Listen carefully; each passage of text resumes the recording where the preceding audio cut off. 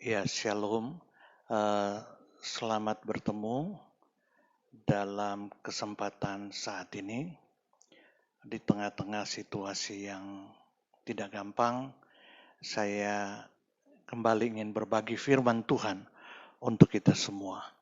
Sebelumnya mari kita berdoa. Bapa di sorga, melalui perjumpaan lewat media elektronik ini, kami rindu kehadiran Tuhan memenuhi kami, memampukan hamba yang menyampaikan dan semua kami yang mendengarkannya. Karena itu kami menyerahkan waktu ini ke dalam pertolongan-Mu.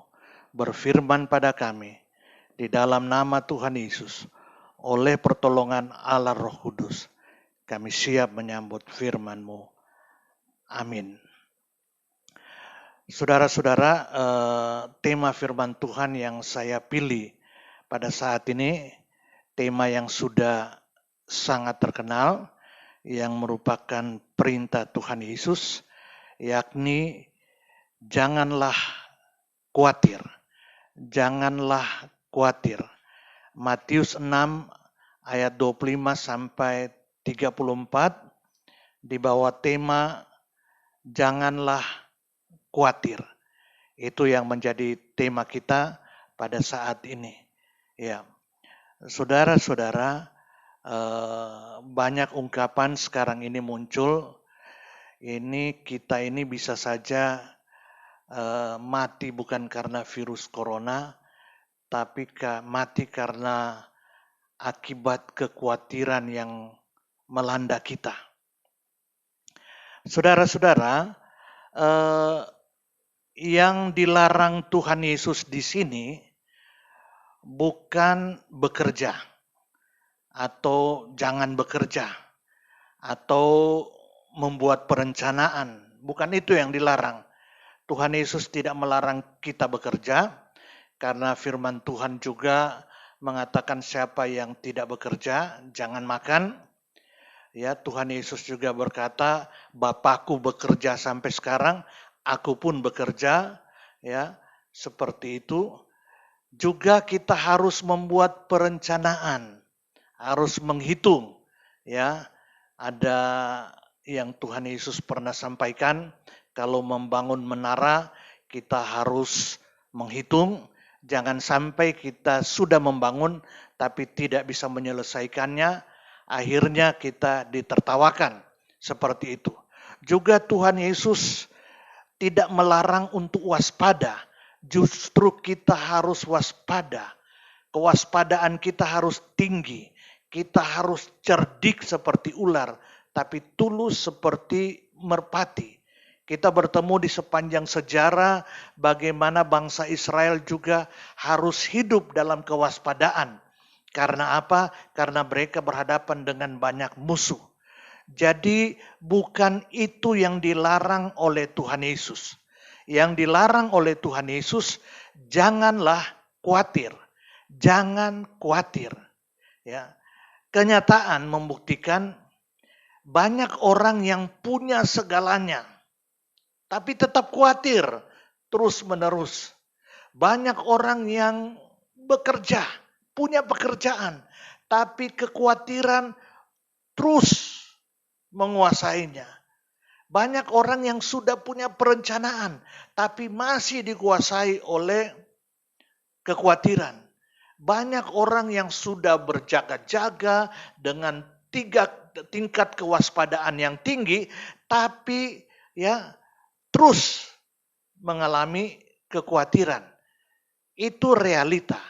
Jadi sekali lagi yang dilarang Tuhan Yesus bukan bekerja, bukan membuat perencanaan, bukan bersikap waspada, tetapi janganlah khawatir. Jadi yang pertama yang akan kita lihat dari pembacaan ini, jadi saudara-saudara, kita sambil saya menguraikan ayat-ayat firman yang sudah menjadi dasar perenungan kita akan kita baca. Ya, yang pertama kita akan lihat di sini perintah Tuhan Yesus untuk jangan khawatir. Jadi eh, janganlah khawatir itu merupakan perintah Tuhan Yesus. Logikanya kalau perintah itu tidak dilaksanakan itu pemberontakan, itu pelanggaran, atau dengan kata lain itu dosa. Jadi kalau Tuhan Yesus berkata janganlah khawatir, itu merupakan perintah, kalau kita langgar kita berdosa, seperti itu. Nah, dari ayat 25 dari pembacaan kita ya, dari Matius 6 ayat 25 dikatakan demikian. Karena itu aku berkata kepadamu, janganlah khawatir akan hidupmu, akan apa yang hendak kamu makan atau minum, dan janganlah khawatir pula akan tubuhmu, akan apa yang hendak kamu pakai. Bukankah hidup itu lebih penting daripada makanan, dan tubuh itu lebih penting daripada pakaian? Jadi dari ayat ini kita bertemu perintah untuk janganlah khawatir. Untuk janganlah khawatir. Nah, saudara-saudara, istilah atau kalimat janganlah khawatir, kalau kita lihat dalam bahasa aslinya, ya, itu dalam bentuk kata kerja, verb imperatif present aktif, orang kedua jamak, ya, verb imperatif present aktif, orang kedua jamak. Verb artinya kata kerja, itu bentuk kata kerja, imperatif perintah, present itu bentuk waktu yang terus menerus, ya. Jadi ada bentuk yang sudah terjadi, yang akan terjadi, tapi ini bukan saja bentuk sekarang, tapi bentuk yang terus menerus.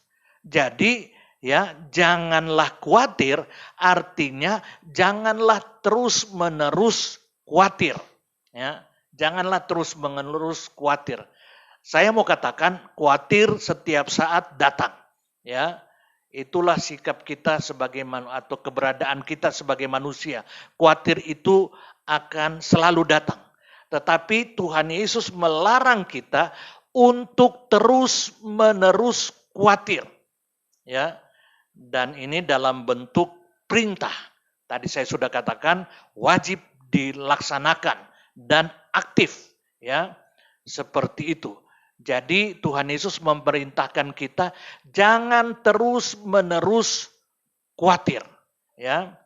Kalau kita lihat dari dari arti kata khawatir, dari beberapa kata yang biasa dipakai, maka saya langsung menerjemahkan khawatir di sini berarti terus menerus, ya, tadi ya present, ya, imperatif present aktif tadi, ya, kata kerja.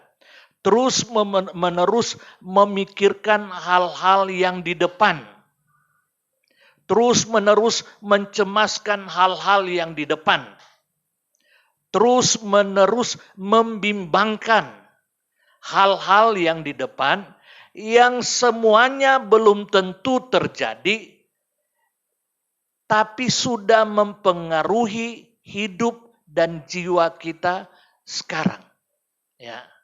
Jadi kita memikirkan hal-hal yang di depan, mencemaskan hal-hal yang di depan, membimbangkan hal-hal yang di depan, yang belum tentu terjadi, tapi kita sudah menghidupi sekarang seakan-akan sudah terjadi, sehingga kita dikuasai oleh kekhawatiran, kecemasan yang amat sangat. Seperti itu, ya. Kalau orang main catur, kalau bisa memikirkan 10 langkah ke depan, ya itu bagus. 5 langkah ke depan, itu bagus. Pemain catur harus berpikir seperti itu. Sekian langkah ke depan, dia sudah harus bisa mengantisipasi. Tetapi dalam segala aspek kehidupan kita sehari-hari, perencanaan bisa, ya, harus dilakukan. Ya, bekerja bisa, ya, waspada bisa. Tetapi kalau kita membuat kesimpulan-kesimpulan di depan yang belum terjadi, tapi kita sudah hidup seperti kesimpulan itu, apalagi kalau kesimpulan itu negatif, ya, sehingga menjadi kekhawatiran, maka sungguh mengerikan keadaan kita. Dan yang luar biasa saudara dari ayat tadi, ya, di ayat ini juga ditegaskan bahwa objek utama dari khawatir adalah hidup kita. Ya, dikatakan janganlah khawatir akan hidupmu. Jadi objek utama dari khawatir adalah hidup kita. Dan yang luar biasa dari bahasa aslinya, kata hidup ini saudara dipakai kata suke, ya, atau sike, ya, jiwa, ya, jiwa. Jadi khawatir akan jiwa kita, ya. Jadi objek utama dari khawatir ini adalah jiwa, suke atau jiwa, ya, yang bisa saja berdampak pada mengkhawatirkan tubuh kita. Jadi saudara, jadi khawatir itu terletak pada jiwa, bukan pada tubuh, terletak pada jiwa, mempengaruhi jiwa. Coba saudara bayangkan kalau khawatir yang ada dalam letaknya dalam jiwa, ya, yang mempengaruhi jiwa itu terus-menerus terjadi, apa yang terjadi dengan jiwa kita? Ya, akan terganggu dan itu akan berdampak pada tubuh. Ya, sekarang diperkirakan 70% penyakit fisik itu diakibatkan karena faktor kejiwaan, sehingga dikenal dengan istilah psikosomatis, ya, pengaruh jiwa, gangguan kejiwaan yang mempengaruhi tubuh.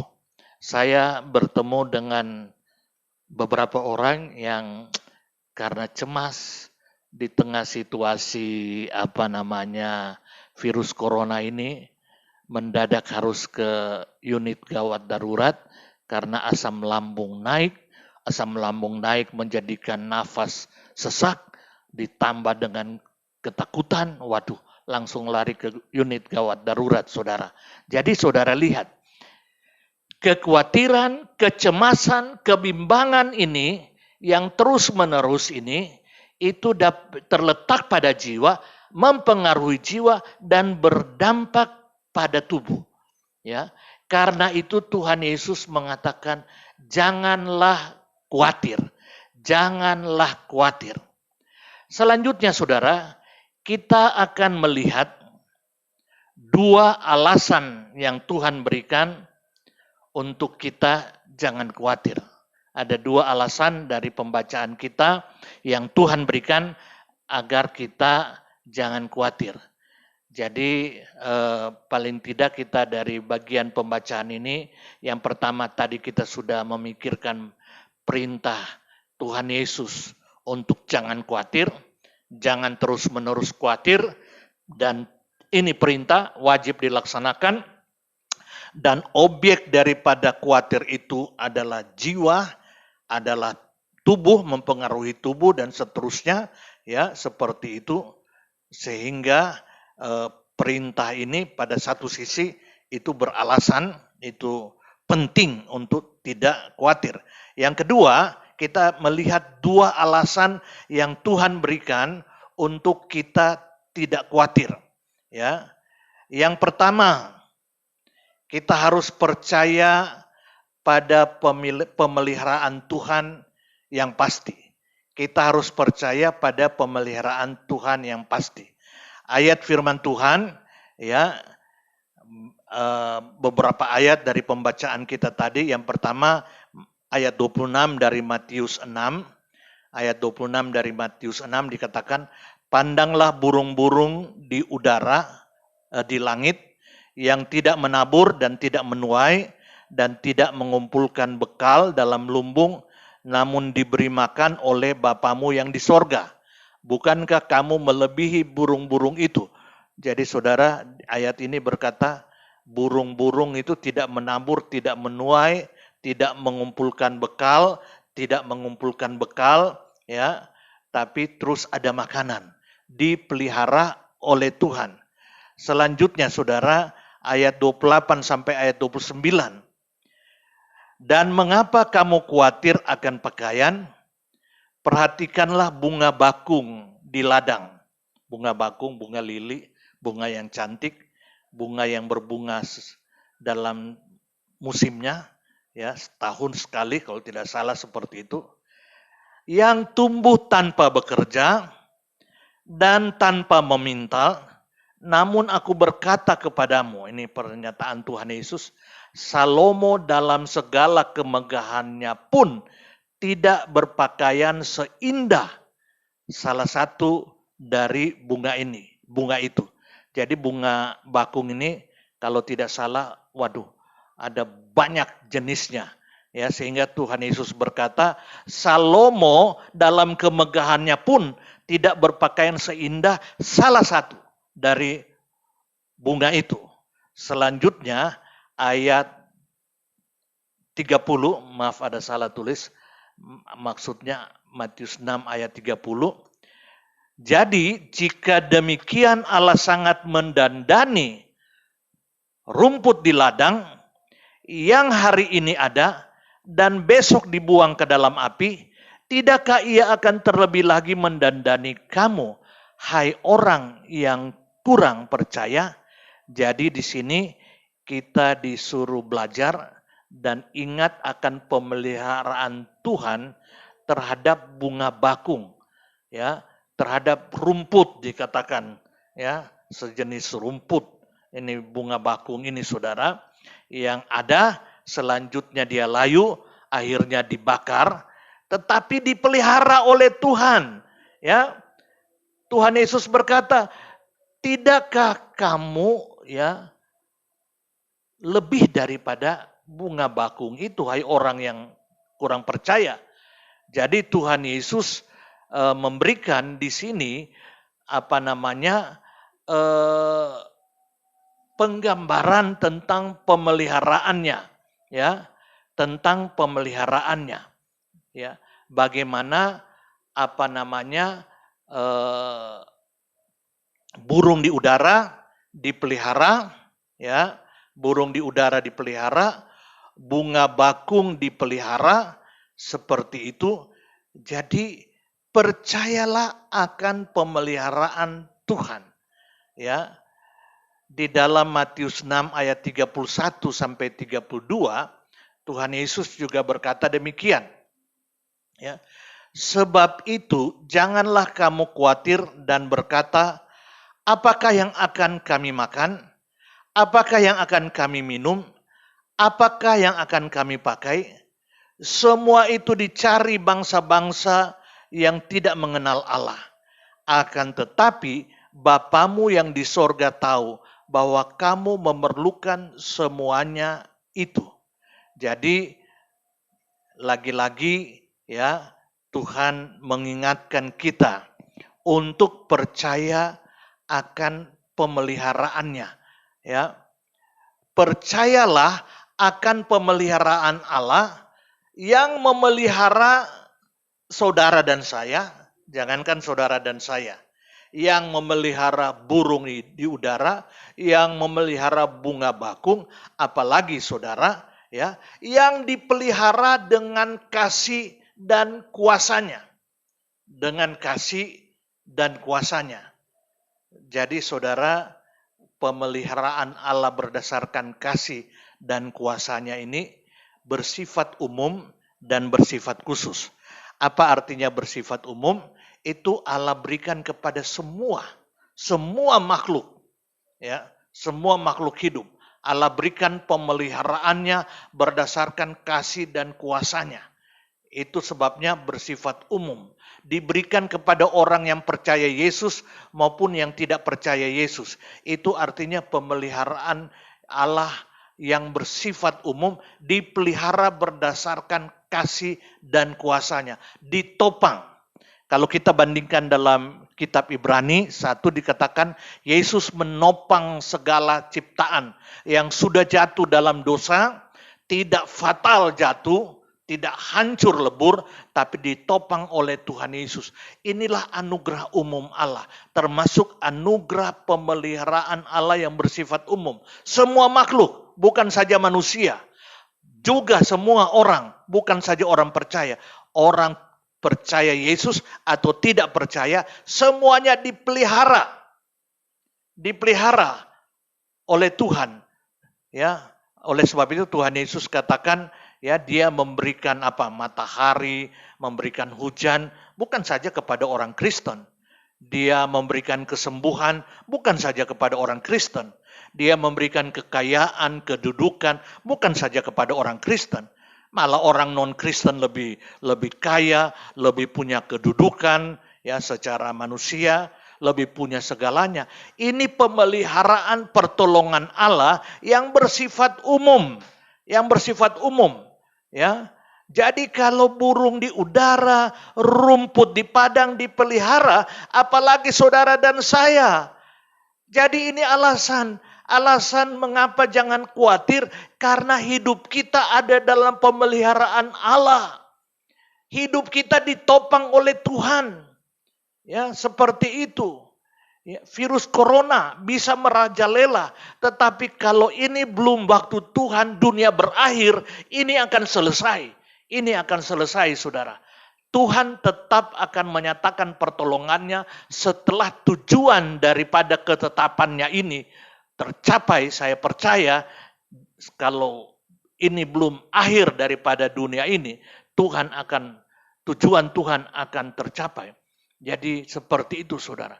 Kita lihat bersama bagaimana pergerakan kejahatan, saudara, melanda dunia. Maaf, ada ISIS, ada Hitler, ada sebagainya. Tetapi tidak bertahan lama. Pemeliharaan Tuhan terus jaga, bahkan anugerah Tuhan pakai peristiwa-peristiwa itu untuk berbicara kepada dunia, untuk mendatangkan kebaikan. Anugerah Tuhan merubah kejahatan yang bukan berasal dari Allah. Karena tidak ada dosa pada diri Allah. Tetapi Allah izinkan masuk, kasih karunia-Nya merubah itu untuk mencapai tujuannya. Seperti itu, saudara. Itu terjadi di sepanjang sejarah kita. Saya percaya peristiwa ini pun itu dalam kedaulatan Tuhan, diizinkan Tuhan untuk tujuannya. Untuk tujuannya, seperti itu. Kita tetap terpelihara oleh Tuhan. Jangankan kita burung di udara yang tidak bekerja, apalagi kita bekerja. Tidak menabur, tidak menuai, tidak menyimpan. Kita masih punya simpanan barangkali. Ya, apalagi sekarang menyimpan bahan makanan masih punya. Mereka tidak, tapi dipelihara. Bunga bakung memakai pakaian lebih indah dari Salomo, si raja yang terkaya di dunia sepanjang sejarah. Ya, bunga bakung itu lebih indah. Ini pemeliharaan Allah. Percayalah akan pemeliharaan Allah, tapi pemeliharaan Allah ini bersifat umum. Ya, bukan saja kepada orang Kristen, orang percaya Yesus, orang yang tidak percaya pun dipelihara Tuhan.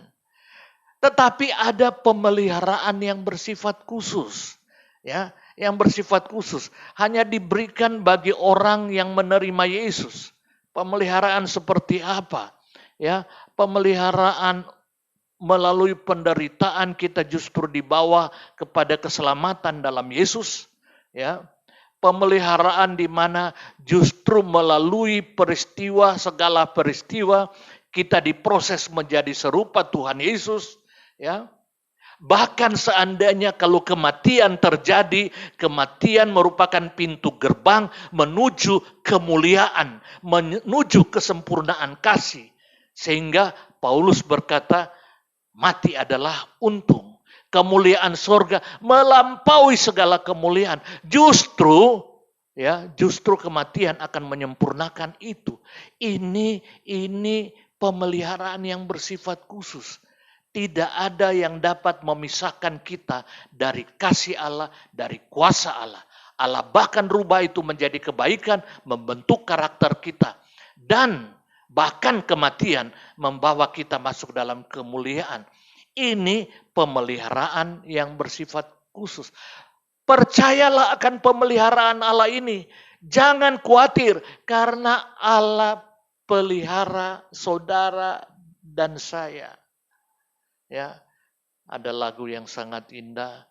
Jangan kau takut kesusahan dan seterusnya. Tuhan pelihara kita. Ya, itu yang pertama, alasan yang pertama yang Tuhan Yesus berikan supaya kita jangan khawatir. Yang kedua, Sadarlah, alasan yang kedua, bahwa kekhawatiran tidak akan merubah sesuatu apapun. Kekhawatiran tidak akan merubah sesuatu apapun. Ayat firman Tuhan dari Matius 6 ayat 27 dikatakan tegas, jelas ya. Ayat ini berkata, siapakah di antara kamu yang karena kekhawatirannya dapat menambah sehasta saja pada jalan hidupnya? Ya. Siapakah di antara kamu yang karena kekhawatirannya dapat menambahkan sehasta saja pada jalan hidupnya? Sehasta itu sekitar 45 cm. Jadi saudara, ayat ini menegaskan bahwa untuk apa khawatir? Ya, kekhawatiran tidak dapat merubah sesuatu apapun, saudara. Tidak dapat merubah.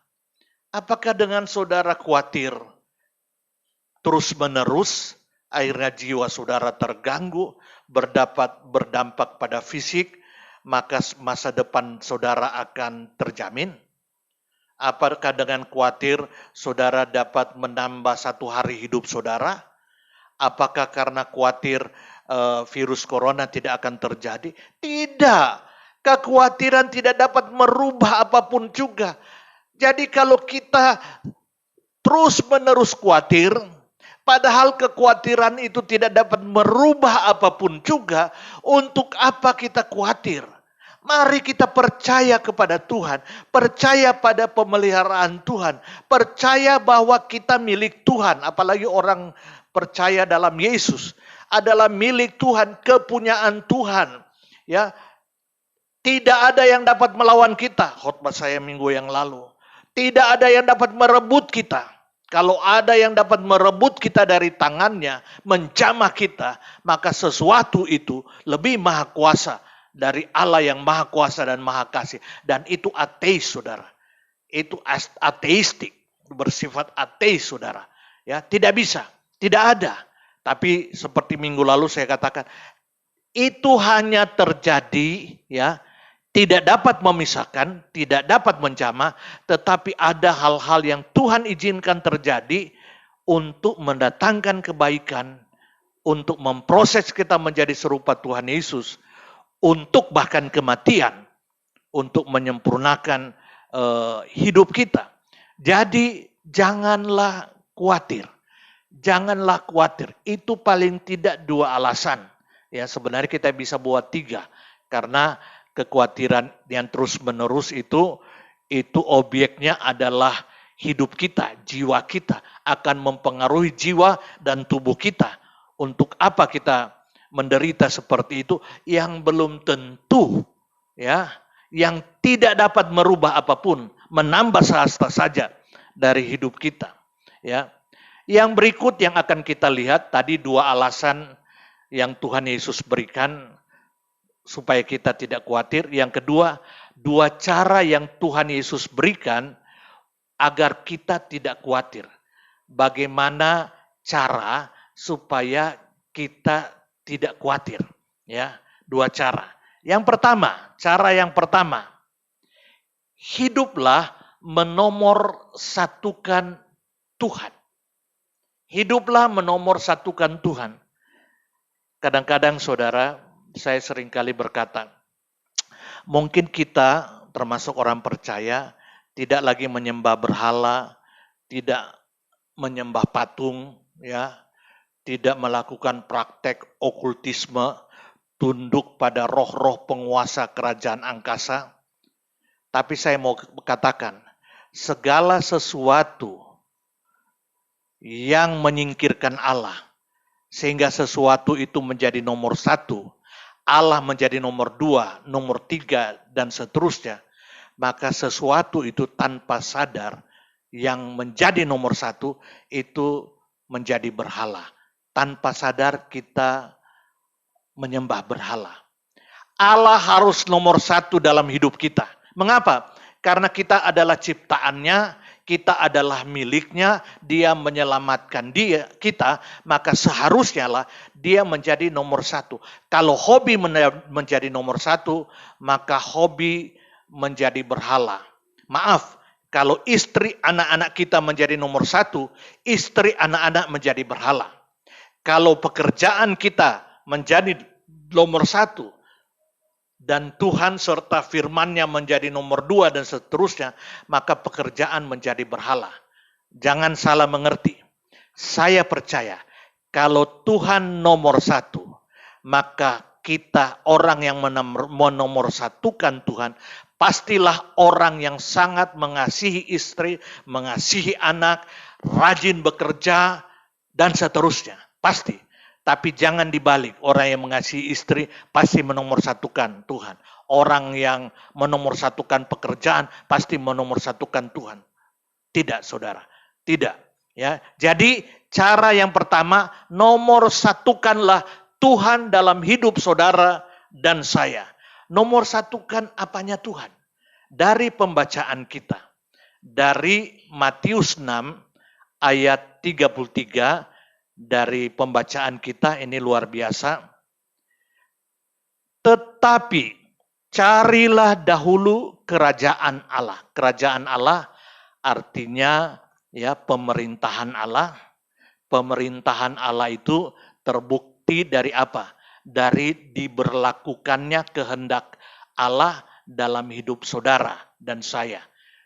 Saudara ingat doa Bapa kami, datanglah kerajaanmu, jadilah kehendakmu di bumi seperti di surga. Jadi kerajaan Allah itu sama dengan jadinya kehendak Allah di bumi seperti di surga. Jadi ayat ini berkata, carilah dahulu. Jadi skala prioritas, carilah dahulu. Nomor satukanlah kerajaan Allah dan kebenarannya. Dan kebenarannya.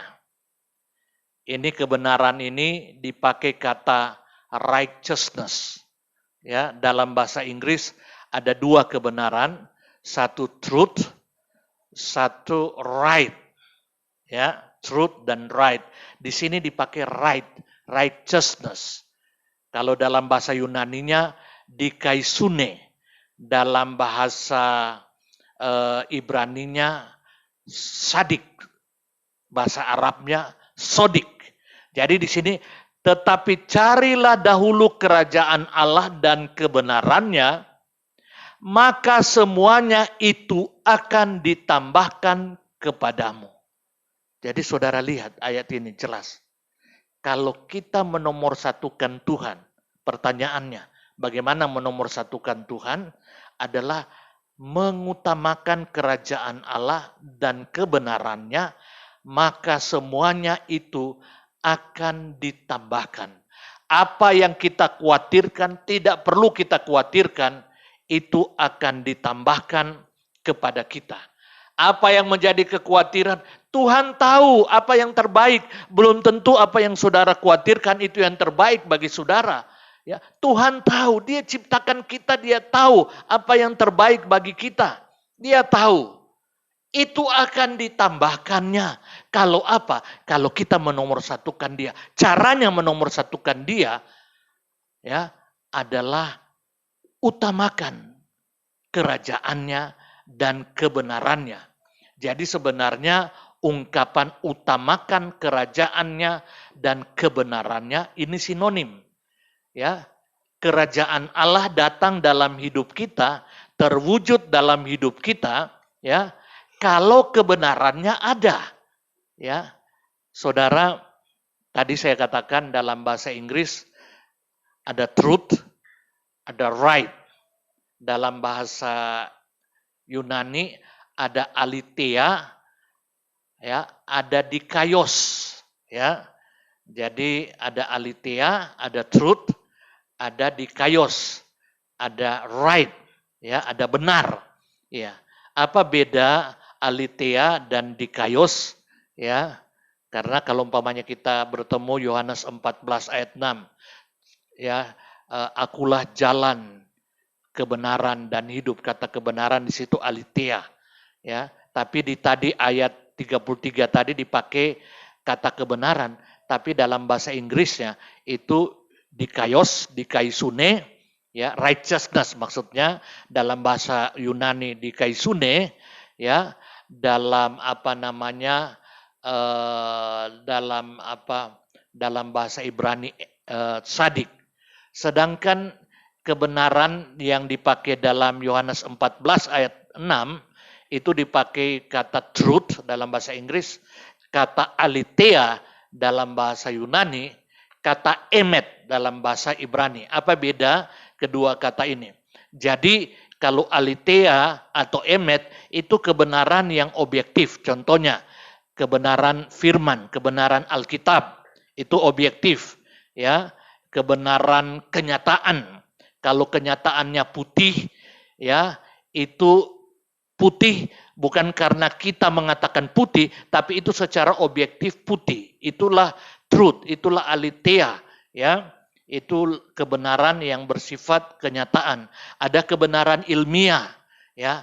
Ada kebenaran ilmiah, ada kebenaran hukum, ya. Ada kebenaran hukum lalu lintas, seperti itu. Kalau ada dilarang masuk, itu berarti kebenaran lalu lintas, ya, itu aletheia, kebenaran yang objektif, ya, seperti itu.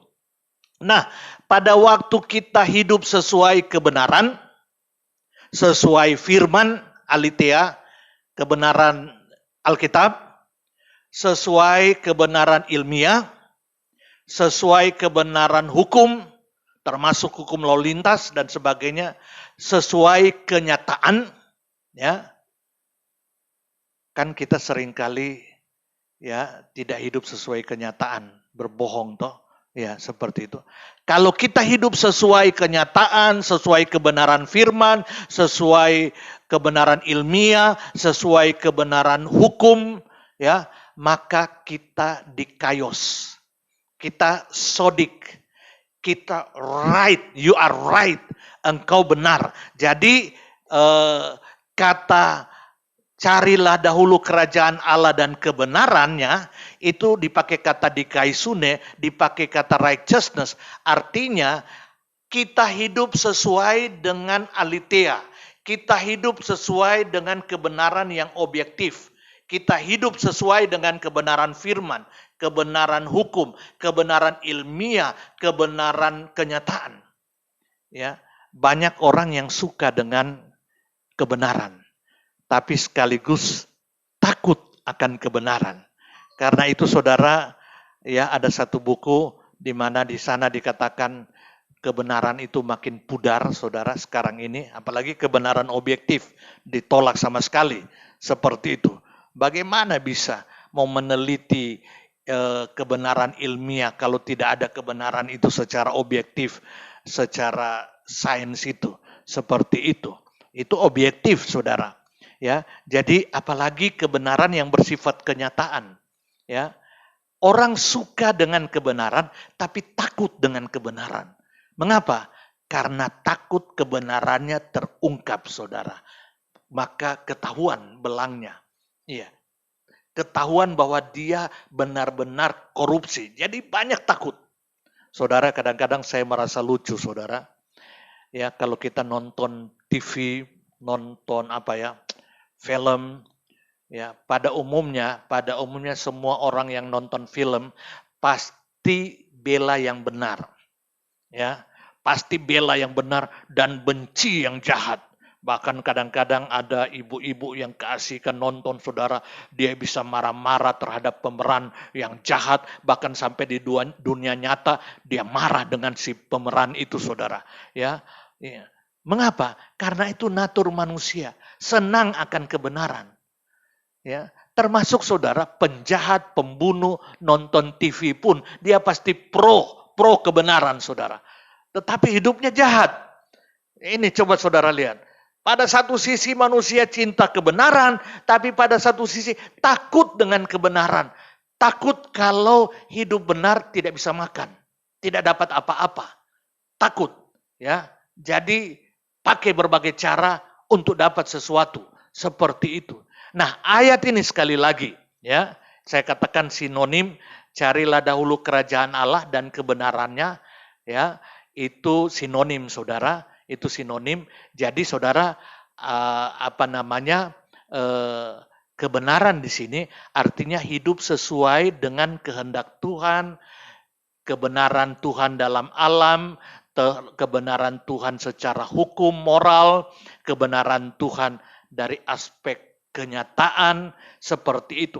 Kalau kita hidup seperti itu berarti hidup kudus, terpisah dari ketidakbenaran, maka semuanya akan ditambahkan. Ini janji firman Tuhan. Kita belajar dari kehidupan umat Tuhan. Pada waktu mereka mengutamakan Tuhan, menomorsatukan Tuhan, diberkati Tuhan. Pada waktu dosa menguasai, mereka diporak-porandahkan Tuhan. Tidak mustahil wabah terjadi. Tidak mustahil virus corona terjadi. Melanda orang non-Kristen maupun orang Kristen, apalagi yang abal-abal, saudara. Melanda. Ini dipakai Tuhan untuk berbicara kepada kita. Untuk kembali menomorsatukan Tuhan. Mengutamakan Tuhan. Yang kedua, hidup dari hari ke sehari. Jadi saya sudah katakan definisi kekhawatiran adalah mengkhawatirkan hal-hal yang akan datang, yang belum tentu terjadi, tapi sudah menjadi prinsip hidup kita, sudah menjadi kehidupan kita, sudah mempengaruhi hidup kita sekarang ini. Ya ampun, menderitanya hidup seperti ini, tapi saya pun kadang-kadang seperti itu harus bertobat, ya, dari kekhawatiran, dan terjadi secara terus-menerus. Ini yang ditegur Tuhan Yesus. Jangan khawatir, berdosa. Kalau engkau terus-menerus, itu seperti orang yang tidak mengenal Allah, seperti Allah tidak ada, seperti Allah tidak hidup. Dosa itu. Oleh sebab itu Tuhan Yesus mengajarkan hidup dan bersyukur dari hari ke sehari. Ayat 34, ayat terakhir dari pembacaan kita, dikatakan, karena itu, janganlah kamu khawatir akan hari besok. Karena hari besok mempunyai kesusahannya sendiri. Kesusahan sehari cukuplah untuk sehari. Ya. Jadi hiduplah hari ini untuk hari ini. Hidup dan bersyukur untuk hari ini. Hidup bersyukur dari hari ke sehari. Hidup bersyukur untuk makanan, minuman dari hari ke sehari. Hidup bersyukur dari apa yang kita miliki. Istri yang kita miliki, anak, suami yang kita miliki, materi yang kita miliki, simpanan yang kita miliki, obat-obatan yang kita miliki, kesehatan yang kita miliki. Hiduplah dari hari ke sehari sehingga kita mampu bersyukur. Jangan membiarkan kekhawatiran di masa depan mempengaruhi kita di sini. Maka itu lama-lama kita bukan mati dengan virus corona, tapi kita mati karena kekhawatiran yang terus-menerus mengganggu jiwa, berdampak secara fisik yang akibatnya penyakit-penyakit yang sudah ada makin menjadi-jadi dan akhirnya membunuh kita. Kiranya firman Tuhan ini menolong kita menghadapi situasi yang tidak gampang. Tuhan Yesus memberkati saudara. Anugerah Tuhan Yesus Kristus, kasih Allah Bapa, kekuatan pertolongan Allah Roh Kudus turun atas saudara sekalian sekarang ini, bahkan terus kekal selama-lamanya. Amin. Tuhan Yesus memberkati.